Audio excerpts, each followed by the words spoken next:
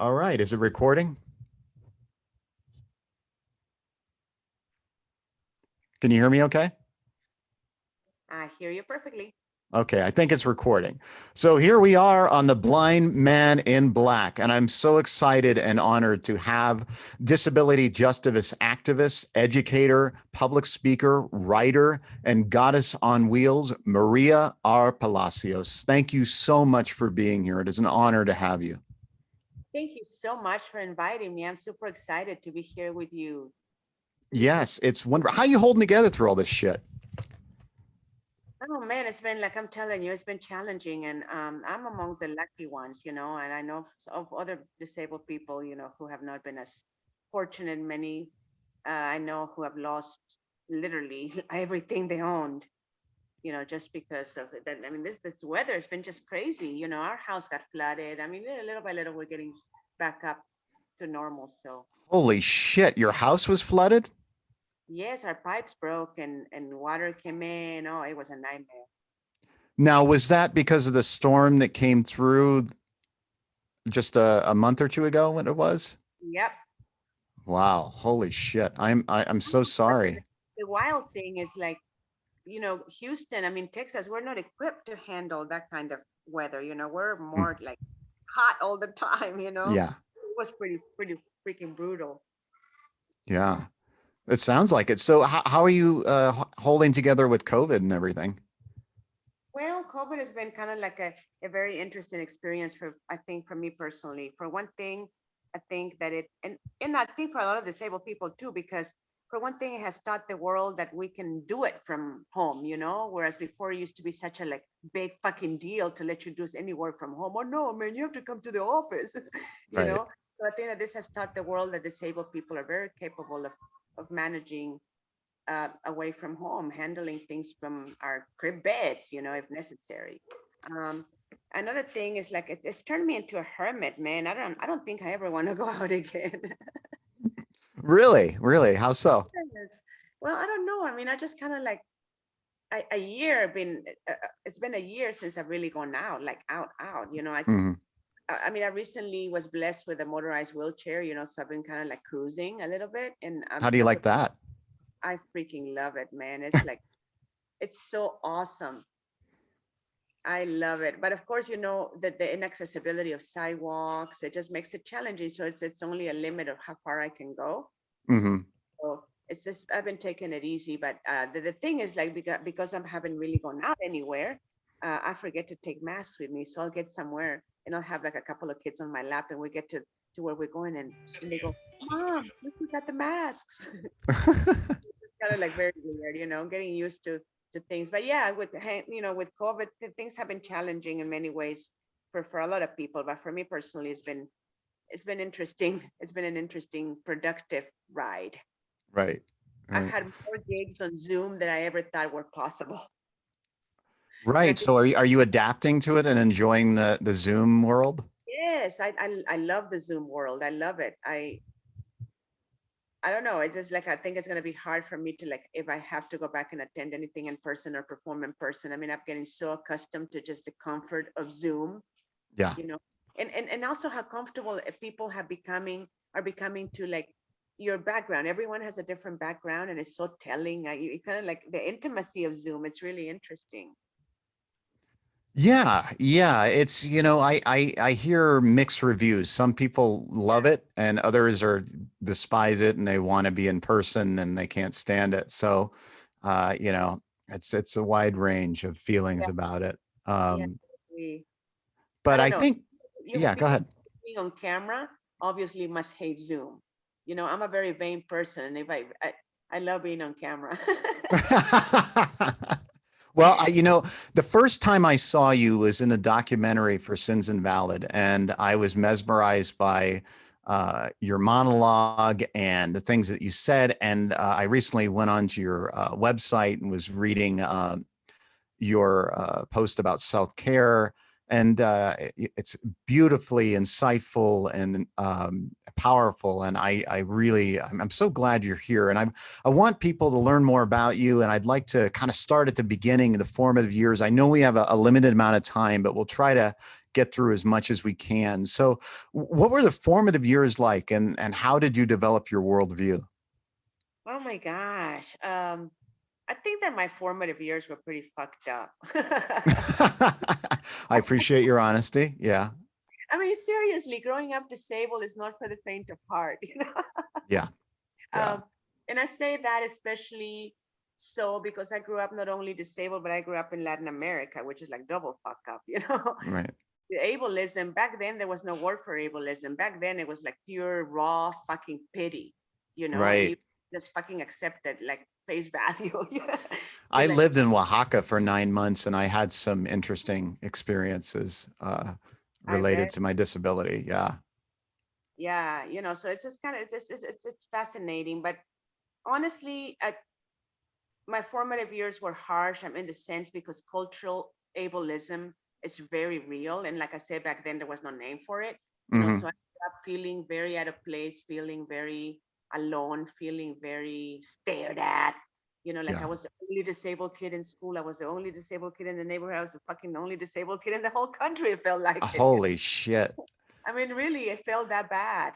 Hmm. And it wasn't until I came into to the United States at age 15 when I realized, I'm like, oh my God, there not only are there others like me, but the others like me are actually cool people who have lives. So that's where the disability identity, the CRIP identity from a positive perspective began to form. And I was 15 years old when I came here. I spoke no English, so I had spent a couple of years just adapting to learning learning English, just learning, Hmm. just diving into it. It was interesting.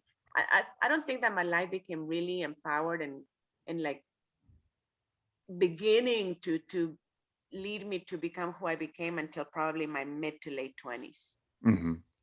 You know, um, What was the turnaround? What made you start to embrace your disability other and Crips, other Crips, mhm, other disabled people, to see disabled people working, to see disabled people dating, to see disabled people mhm, married, to see just disabled people. To my ability to see myself and other disabled people is what started shaping my crip identity as something positive rather than mhm, painful and shameful, which is what the normies want us to feel, pity and mhm, so it was just hanging out with other disabled people. That's why I love Crip Camp, for example, because I identify so much with it. I identify with Crip Camp, even though, I only went to camp, like literally camp, like once when I was 16.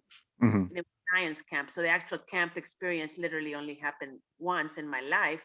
mhm, But I tend to compare Crip Camp to my actions with Adapt, you mhm. know, opportunity to be out with other Crips who are like badass, Right. doing that disabled people are not supposed to do, you know, like, Yeah.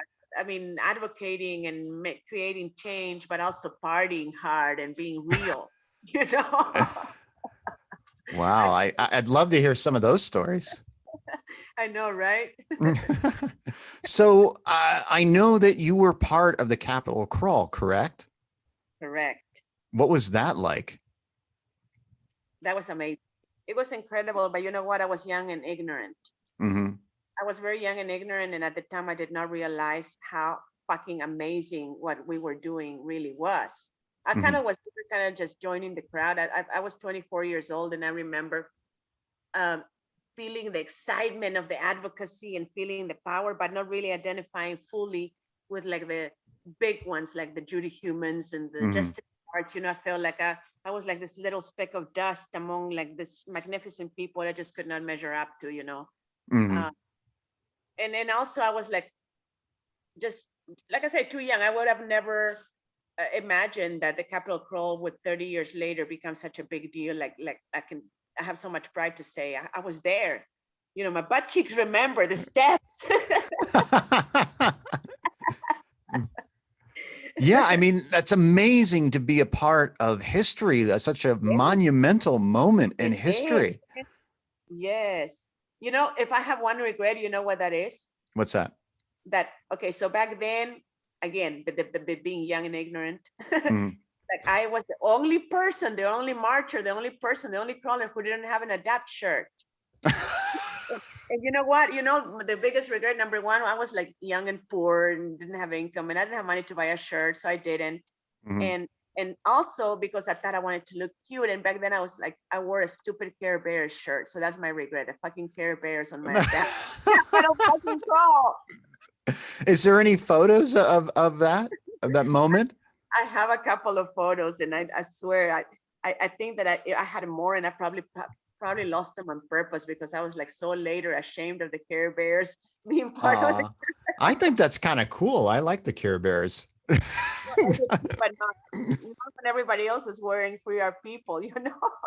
Right. But you made a statement, and that's important, you know, that you cared. About the fucking bears. Yeah. I'm just but kidding.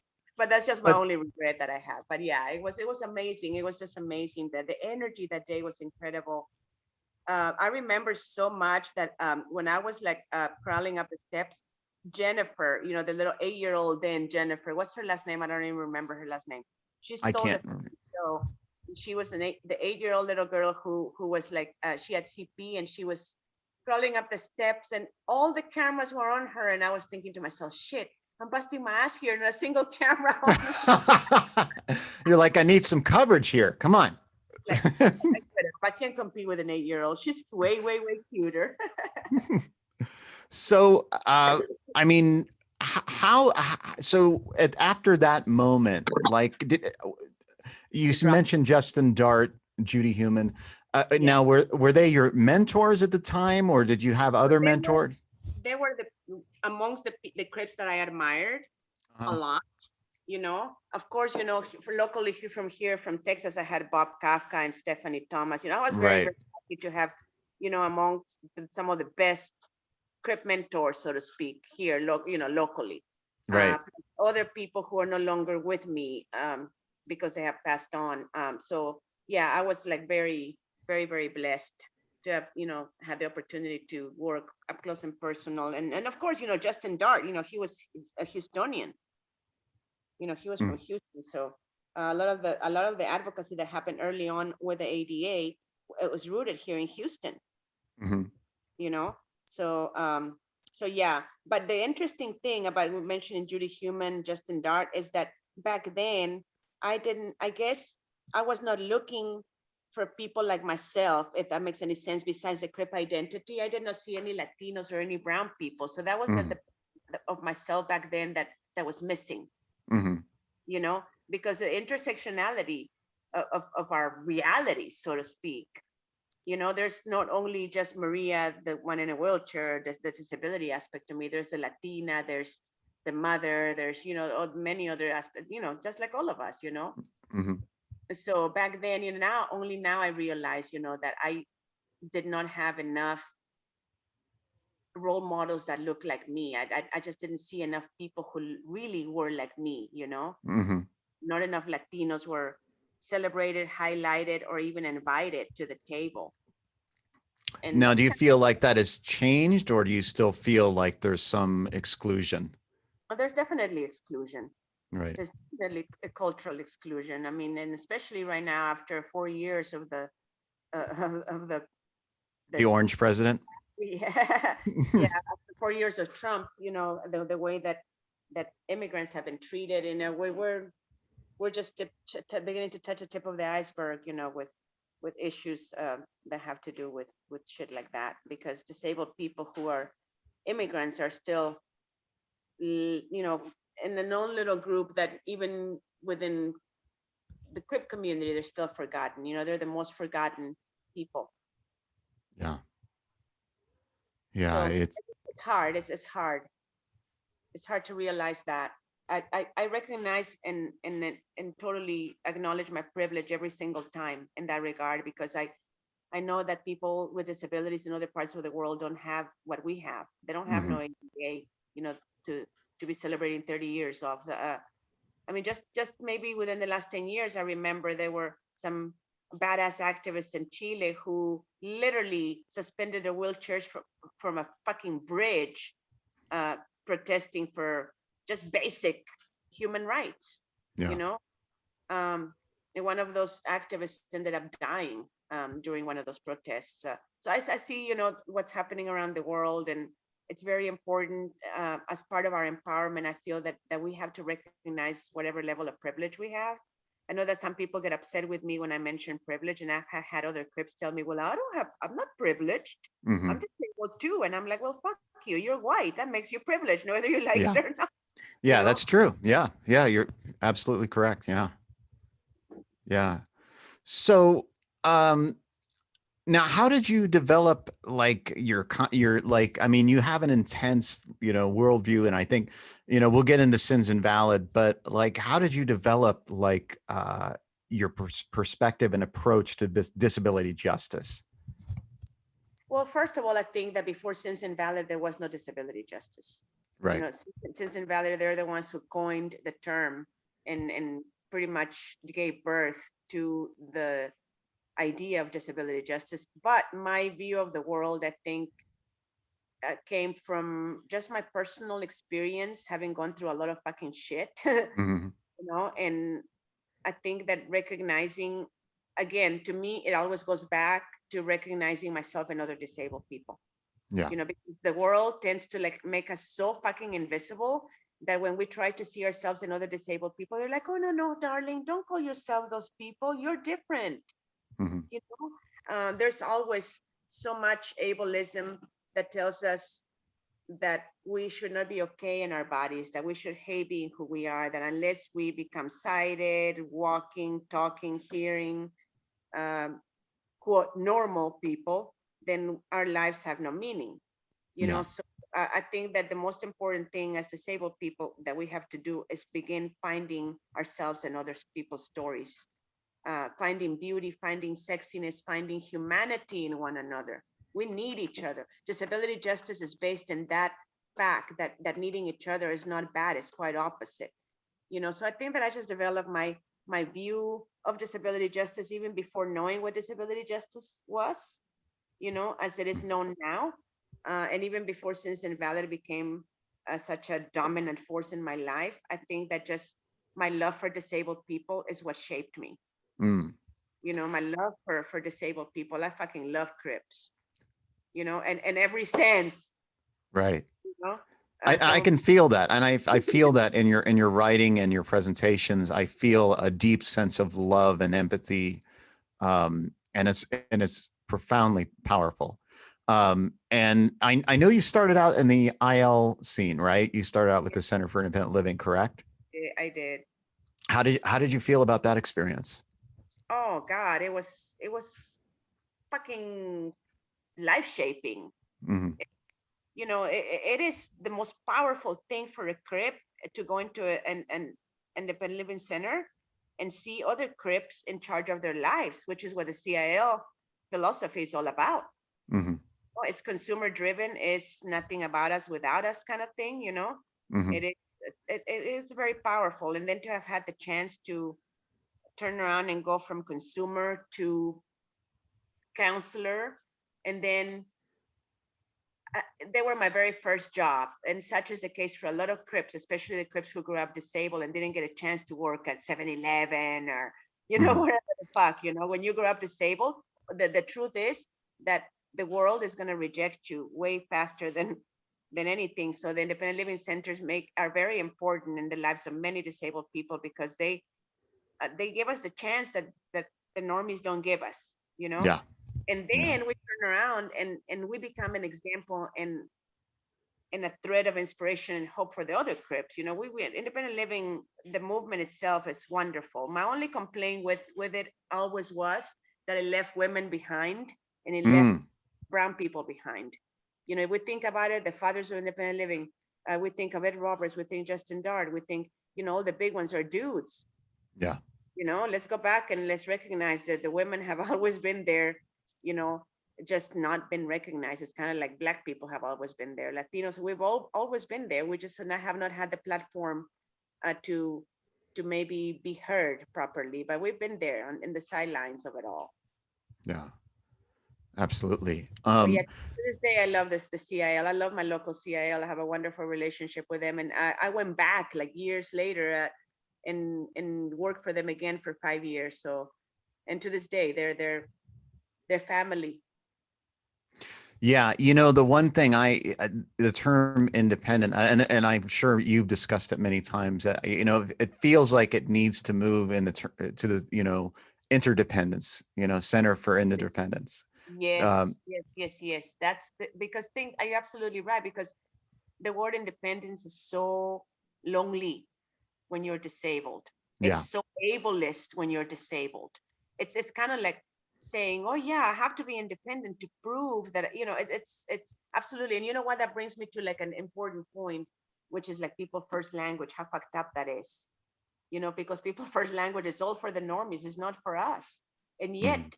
even disabled people, we have taught it before to the normies, like a person with a disability. Like fuck you, I'm disabled and proud of it now. Yeah. Right. So yeah, there's so much. I mean, we could like spend hours talking about so many things. Well, I want to kind of let's move it a little bit into. I know you have to leave, and just let me know how much if when the time is getting short. But I kind of want to understand how you develop because you have a strong sense of sensuality, and I feel like and humor as well. I love the Crypt Dictionary. I mean, it's brilliant, and Thank you. there's like a very sensual photo on it. I'm aware of that. And so how did you I mean it's really beautiful how you constructed that. And can you talk about how the development of that image, Uh, I guess? Gosh, yeah. Let me see. Huh?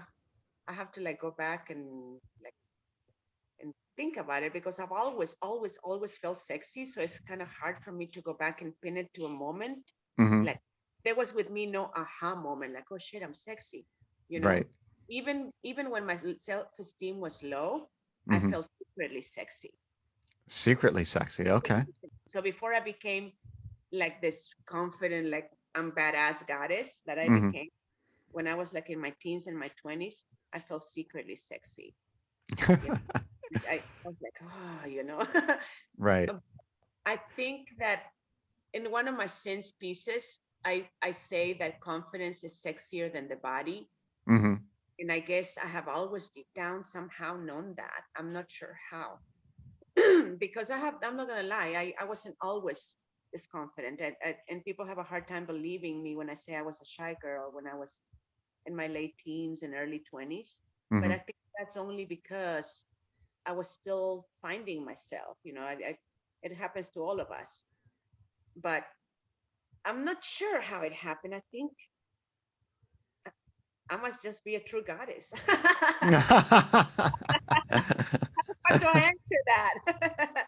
Well, it's true. Yes. And how did the Goddess on Wheels term come about? Oh, that one I can answer. Okay. Um, in my late 20s, I was working for a domestic violence organization, and I then working with women who have been victims of domestic violence, victims of sexual assault. I recognized how powerful and strong women really, really are.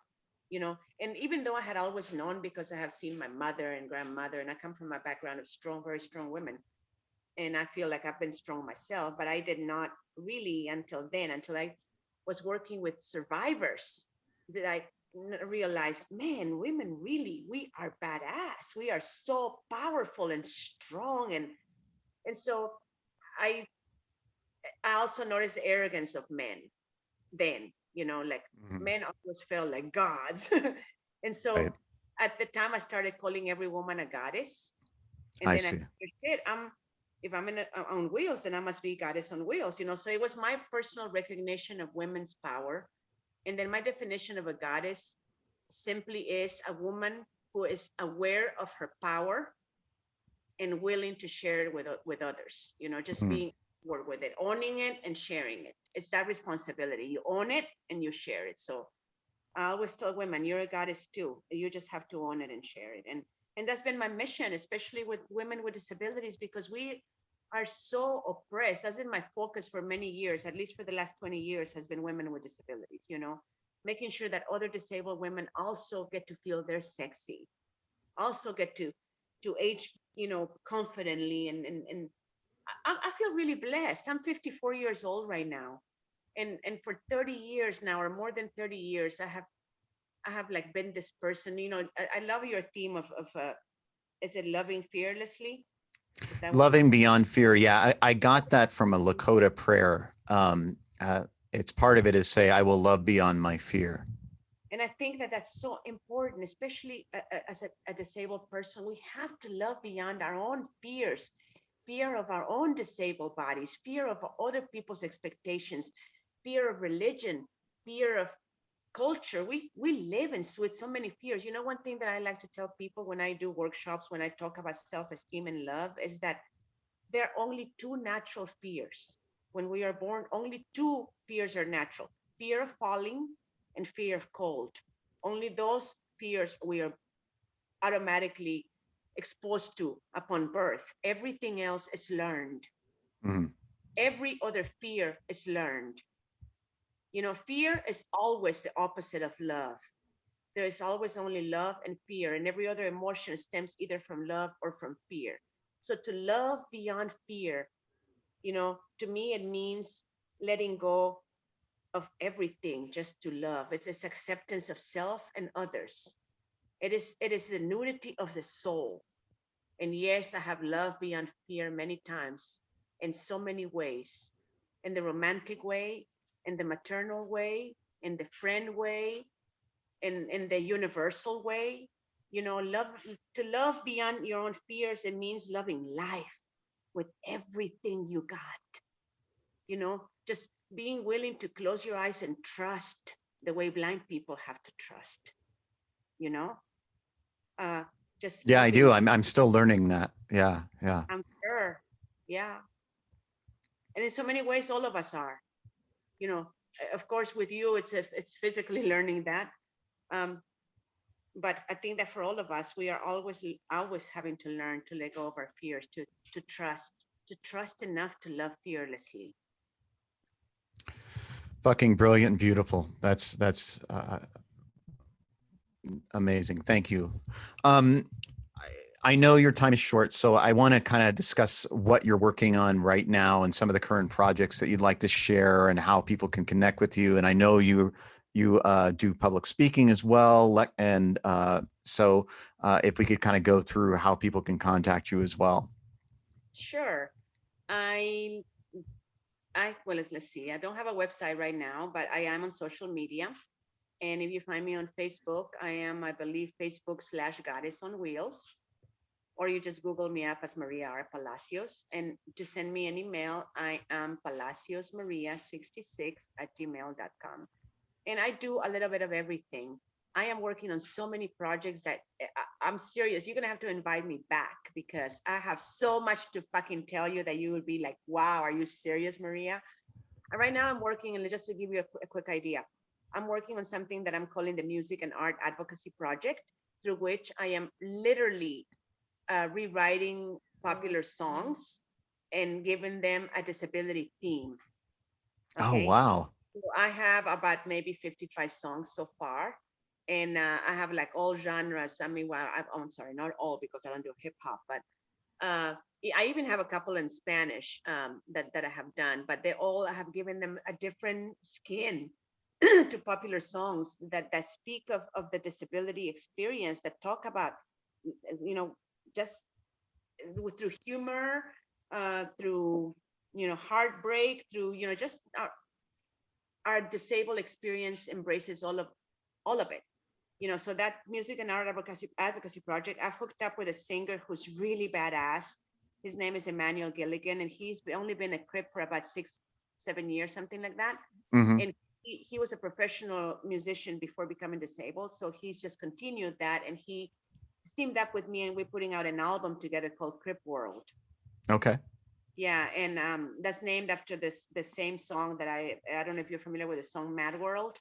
Yeah, yeah, yeah. Of course. So Yeah. I recorded it to be Crip World, and it's fucking genius. I would love to play Oh, it for you next time. I'll send you the link to see if you can hear it. And yeah. Please do, and I'll include it in the show description as well. it's so badass. So anyway, so that's one project. I have written in the past year. I have written about 4 or 5 books, different kinds. Two of them are workbooks for disabled girls. And then right now I'm working a book that is right now being edited has to do with addiction. Unfortunately, I know that many lives are negatively touched by addiction, including mine. I have a son and his ex-girlfriend who both fell to addiction, and I'm raising their child now. So I ended up Oh, writing this really powerful book. I'm just calling Saving Grace because her name is Gracie, and, mhm. and and it's like poetically narrated, just like from beginning to end. You know, the story of how my last 3 years being part of her life have been. So that's what's going on right now at the personal level. My Um, condolences for your loss. thank you. Thank you. I mean, we should never give up and lose hope, on Mm. recovery. Yeah, it's definitely, it's hard. It's crazy. It's heart wrenching, devastating, and everything else in between. But life goes on. It's kind of like we just keep moving forward. And are you doing anything with Sins Invalid? Yes, yes, yes, yes. I'm always doing something with Sins Invalid. I don't know if you were able to catch the last show, the one that we had back in October of last year, but it I was was not. That was it. And I work for an ILC, and I'm emergency preparedness coordinator. So that was part of our very hectic public safety power shutoff periods. So I was offering wow. batteries for life sustaining medical devices. So Oh, wow. yeah. Yeah. So So, right now, just between us, I believe mm, that we're working in the process of translating everything to Spanish for the last show, okay. and we are making a commitment to from now on have everything done bilingual. So we're working on that, and fingers crossed, we're hoping to have another showing this summer. So if you missed it, you'll get to see it, in the Awesome. Yeah. Yeah. I'd love to see it. I was enthralled by the documentary. I thought it was, Patty sent it to me, and I was just like, this is the type of work I want to be doing. I mean, it was just amazing. It's And I amazing. was just really enthralled, and I, watched your monologue, and it was very powerful. So is there any other projects you'd like to share? Oh my gosh. I'm sure that I'll remember after we hang up. Okay. All right. Well, is there anything you want to tell anybody who may be watching or listening that may, you know, as anybody can become disabled at any time. So, what would you like to say to somebody who may be experiencing a new disability? Welcome to our world, baby. Welcome. Disability is the only minority that welcomes you with love, with open arms. We're always welcoming the baby cribs, as we call you. And also know that life is not as scary as the normies tend you to think. Mhm. You'll survive, you'll be okay. Welcome. That's what I like to tell the new cribs. Thank you so much. This has been a profound honor and pleasure to have you. I hope that we can continue the discussion, have a more in depth, because there's so much. I know there's so much here, and I really would like to go deeper and learn more about you. And thank you so much. Thank you so, so much. It's been awesome. And yeah, anytime. And I'm going to send you that song, okay? Yes, please do. Please do. And please stay healthy and safe, and let's stay connected. This was The Blind Men in Black. I am your host, Brian Snyder. Please subscribe and like. It really helps. And it was an honor to have you, Maria. And please, everybody, she is brilliant. Make sure you look at her YouTube videos, read her books. She is so unbelievably amazing. And it's an honor to be within your presence. Thank you. All right. Thank you. You have a lovely evening. And now we're going to have our awkward ending.